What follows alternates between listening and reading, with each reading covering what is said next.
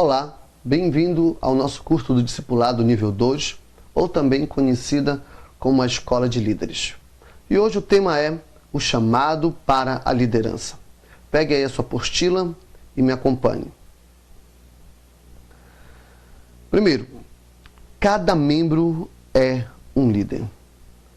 Nossa missão é levar a palavra aos corações dos homens e transformá-los pelo poder do Espírito Santo em vencedores, sacerdotes e discípulos e discipuladores, capacitando-os a levar adiante a palavra por meio da visão celular para ganhar gerações e gerações de famílias para Cristo, o nosso Salvador. Queridos, a nossa visão é uma missão em nosso coração. Há uma diferença entre cargo e missão. Cargo é a posição que as pessoas assumem dentro de uma organização. Missão é um desejo profundo no coração, compartilhado por aqueles que fazem parte de um mesmo organismo. A missão procede de um desejo profundo no coração. Cargos são posições que geram status. Missão são sonhos do espírito. Meu irmão, nós temos uma visão aqui neste lugar. E a nossa visão é que cada pessoa se tornará um sacerdote, um vencedor, um discípulo e um discipulador, que será enviado para uma célula para poder ministrar a palavra de Deus para gerações e gerações de famílias. Esse é o nosso principal objetivo. É nisso que nós estamos arregados. Então, nós não estamos aqui à procura de cargos, para ter status. Eu apenas estou aqui para mostrar para os outros que eu sou o cara. Não, nós estamos aqui numa missão.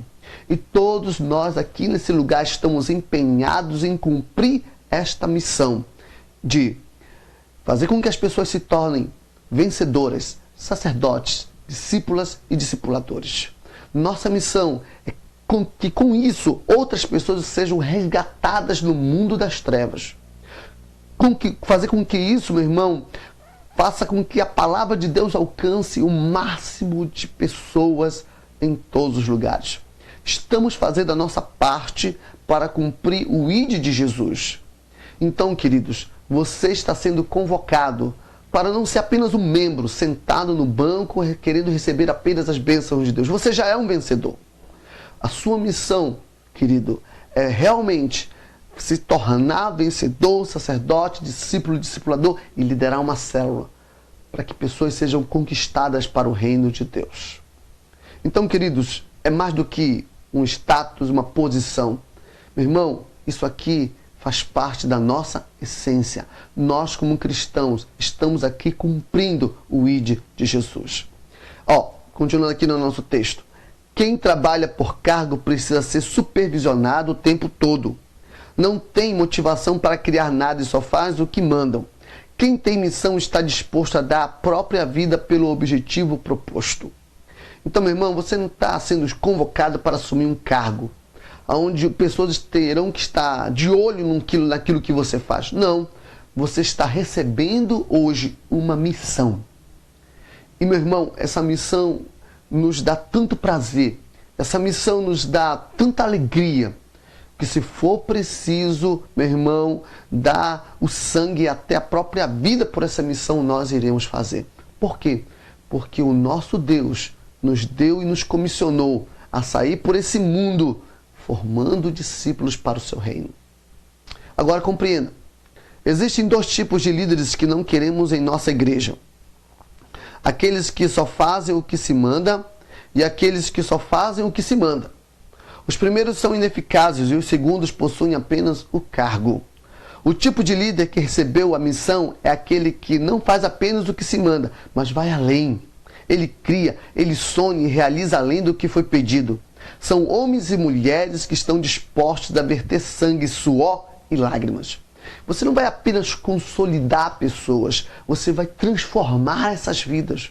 Você não vai apenas discipular pessoas, você vai enviar guerreiros para a obra de Deus. Você não vai apenas assumir uma célula, mas você vai ser um agente de transformação naquela rua, naquela região, naquela família. Meu irmão, nós estamos aqui dispostos a verter sangue, suor e lágrimas para ver a obra de Deus sendo realizada. Meu irmão, não queremos pessoas que apenas façam o que se manda, ou que não façam nada do que se manda. Queremos pessoas que façam algo extraordinário para Deus e com o maior nível de excelência para que o nosso Deus seja exaltado cada dia mais. Agora, há um problema que muitos de nós enfrentamos, é a questão do clericalismo. Eu vou te explicar melhor aqui, vamos continuar na leitura. Mas existe um grande impedimento à visão de que cada crente é um ministro. É o clericalismo. O clericalismo é um sistema que surgiu dentro da igreja depois do quarto século, que estabelece que na igreja há dois tipos de pessoas: os clérigos e os leigos. Aqueles especialmente dotados de capacidade são chamados de clérigos, que são os sacerdotes, os reverendos, os doutores em divindade e assim por diante. A outra classe, a dos ignorantes e incapazes, que é chamada de leigos. O sistema de clérigos e leigos é totalmente maligno e uma grande ameaça, pois ela anula completamente o conceito básico do sacerdócio universal dos crentes, ou seja, a verdade de que cada crente é um líder e um discípulo do nosso Senhor Jesus Cristo. Infelizmente, na maioria das igrejas predomina o clericalismo. Os membros não funcionam, tornam-se letárgicos. O inimigo tem conseguido anestesiar os membros para que não funcionem. Em nossos dias, há dois tipos de clericalismo. Primeiro, aquele em que os próprios clérigos se colocam acima dos leigos, afirmando são eles os que sabem, os que conhecem, portanto são incontestáveis. Chegam mesmo a proibir os membros de pregar, ensinar ou fazer qualquer outra coisa. E nesse ambiente, a única função dos membros é ir à igreja e assentar no banco, olhando para a frente, a fim de ouvir o pregador. Então, irmão, preste bem atenção aqui. Nós não fomos chamados nessa igreja, nessa instituição, para ficarmos sentados no banco apenas e para receber apenas o alimento do céu. Nós estamos aqui para botar em prática tudo aquilo que o Senhor Jesus instituiu para os seus filhos. Meu irmão, aqui não há classes, aqui não há pessoas mais importantes. Nós todos somos ministros, sacerdotes do Senhor. Assim como eu sou sacerdote, você também é um sacerdote. Compreenda que os padrões para o ministro de Deus também é padrão para você. Porque diante dos olhos de Deus, todos somos sacerdotes, ministros do Senhor. Vou falar um pouquinho mais disso adiante. Mas entenda o seguinte, querido, que essa questão de que há classes mais especiais e outras menos especiais é algo maligno que Satanás conseguiu implantar na igreja a partir do quarto século. Quando você chegou aqui nessa igreja, você talvez tenha entrado com a mentalidade de que você não serve para fazer o que as pessoas estão fazendo. Isso é errado. Você tem capacidade, você tem habilidade. Deus dotou a todos os homens com dons, talentos e capacidades para que eles funcionem a favor do reino de Deus. Meu irmão, você não é menos importante. Nós somos um corpo. O ouvido tem importância no corpo, o nariz tem importância no corpo, as pernas têm importância no corpo, as mãos têm importância no corpo. O corpo funciona para que a vida possa ser estabelecida. Então, querido, nós somos o corpo de Cristo e cada um, dentro da sua função, estará cumprindo o ídolo de Jesus para que o reino de Deus seja estabelecido em todos os lugares. Você é fundamental. Você é importante. Eu não sou mais importante que você, você não é mais importante do que eu. Nós estamos aqui como um corpo, trabalhando para que pessoas sejam resgatadas do mundo das trevas. Continuando aqui no nosso texto. Certo artista plástico foi convidado a pintar um quadro que fosse o retrato da igreja. Surpreendentemente, ele pintou um monte de nádegas com os dois olhos enormes por cima. Aquela tela, infelizmente, traduziu a realidade de muitas igrejas. Um monte de nádegas com dois olhos esbugalhados. Os membros só sabem sentar e olhar para frente e nada mais. Essa é a realidade de muitas igrejas. Os membros só sabem se sentar na igreja e olhar para frente. Somente isso. Mas nós não estamos aqui para viver essa realidade. Nós estamos aqui para agir. em prol do reino de Deus. Estamos aqui para estar de pé, com a espada desembainhada na mão. Somos guerreiros que iremos lá nesse mundo, lá fora, cumprir a visão que o Senhor tem nos entregado.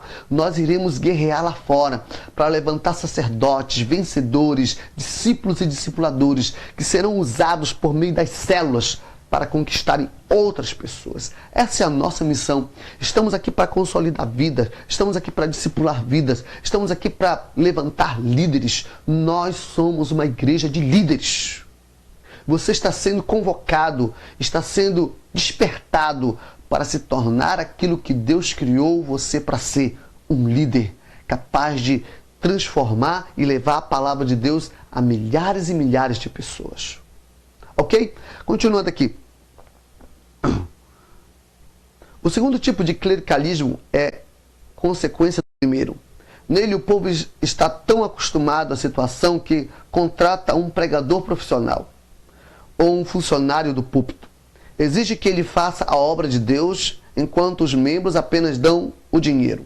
No primeiro caso, o clérigo proíbe o povo de falar, e no segundo, o povo se cala deliberadamente e contrata um profissional para expressar-se em seu lugar. Acontece em muitas igrejas tradicionais. O CDL da igreja contrata um pastor para que fique lá administrando a igreja e que esse pastor faça aquilo que eles não querem fazer. Meu irmão, isso não existe entre nós. Nós todos aqui estamos caminhando como um grande exército para combater o mundo das trevas. Você não vai apenas contratar alguém para fazer isso por você.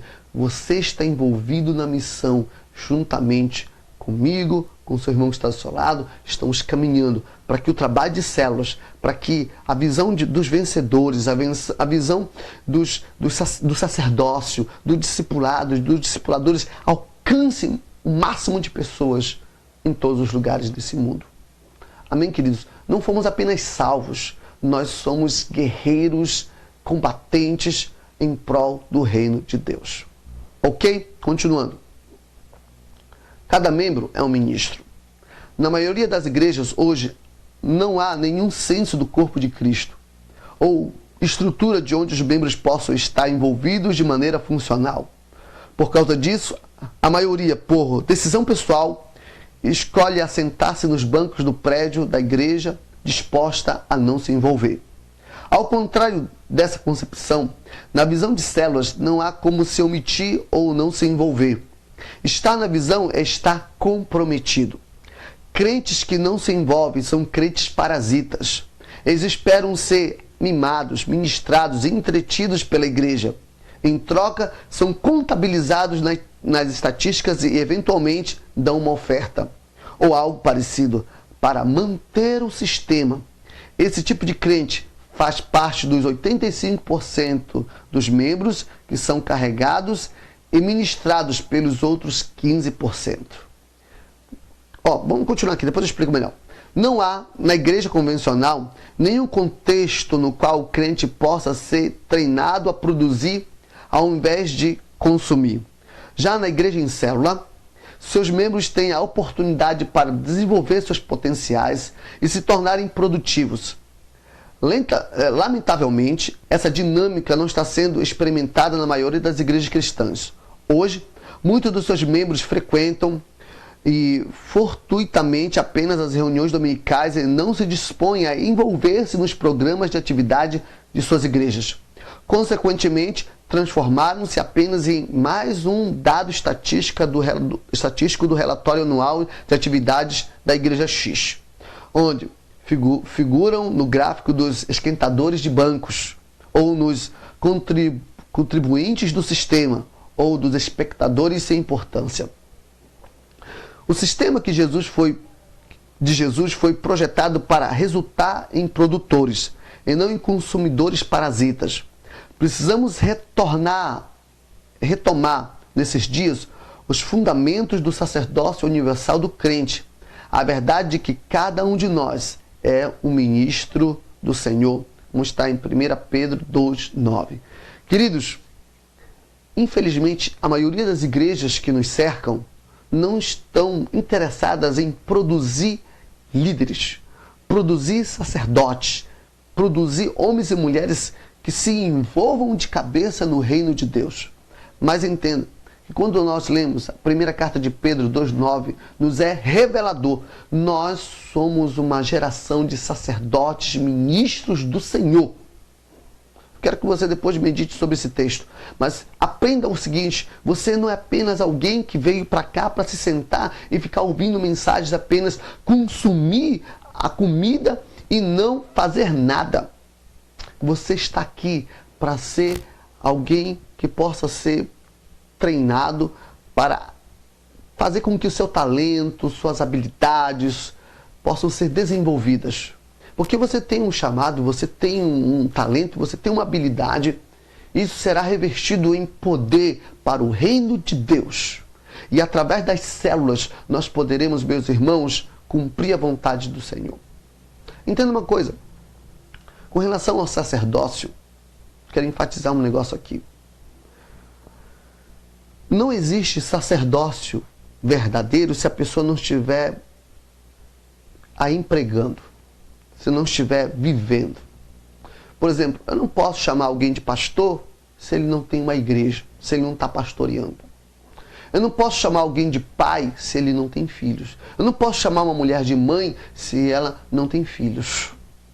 Então eu não posso chamar você de sacerdote se você não está cumprindo e não está vivendo o seu sacerdócio. Você é, mas precisa estar praticando o seu sacerdócio. Então, meu irmão, é difícil poder chamá-lo de sacerdote, é difícil poder dizer que você é um sacerdote real de Deus se você não está praticando. E aí que entra a questão das células, que eu acho isso tremendo. Porque, por exemplo, no templo, é difícil que todos preguem, é difícil que todos orem, é difícil fazer com que todos ali ministrem. Mas nas células, todo mundo terá a sua oportunidade de ser o sacerdote e o ministro naquele lugar. Por exemplo, é difícil botar 10 pessoas para pregar no culto ali no templo. Mas 10 pessoas podem pregar em diversos lugares do nosso bairro, da nossa cidade, e serem usados tremendamente por Deus. É por isso que você tem que entender que você precisa praticar o seu sacerdócio. Não demore demais para assumir uma célula. Não demore demais para levar adiante o propósito de Deus, que é de conquistar almas para o reino de Deus. Meu irmão, não faça isso. Se desperte agora. Assuma uma célula. Viva o seu sacerdócio. Você é sacerdote, mas precisa vivê-lo.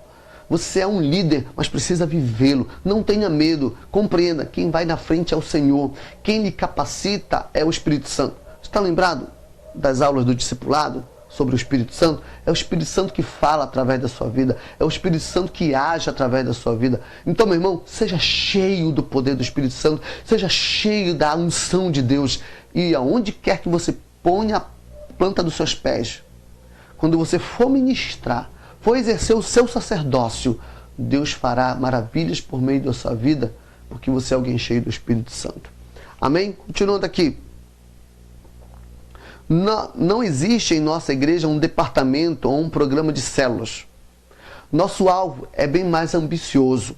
Nós queremos restaurar o modelo de igreja do Novo Testamento, com um novo tipo de membro. Isto é, na verdade, representa o restabelecimento do paradigma original da igreja, onde o membro não seja mais um mero consumidor espiritual no shopping da igreja, mas um produtor útil e frutífero na família de Deus.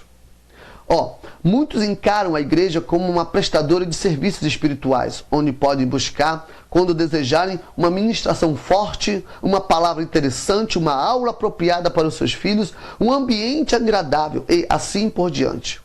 Quando, por um motivo, os serviços da igreja caem de qualidade, esses consumidores saem à procura de outro shopping espiritual mais eficiente.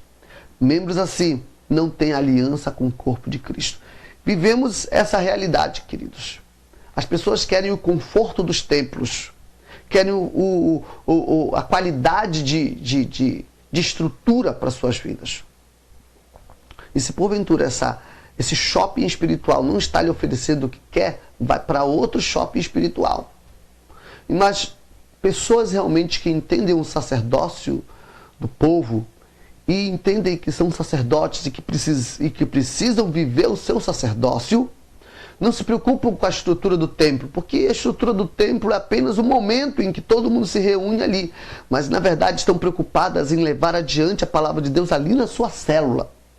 Meu irmão, a nossa função aqui nesse lugar é levantar líderes. Nós somos uma igreja de líderes. E se você não tiver esse propósito no seu coração, você não vai durar aqui nesse lugar. Porque nós fomos chamados aqui para nós levantarmos uma geração de líderes capazes de tocar em geração de vidas. As células são um instrumento que Deus levantou para poder viver esse sacerdócio. Só que a igreja do quarto século criou esse negócio do clericalismo e atrapalhou tudo. Mas nós estamos restaurando aquilo que Jesus estabeleceu.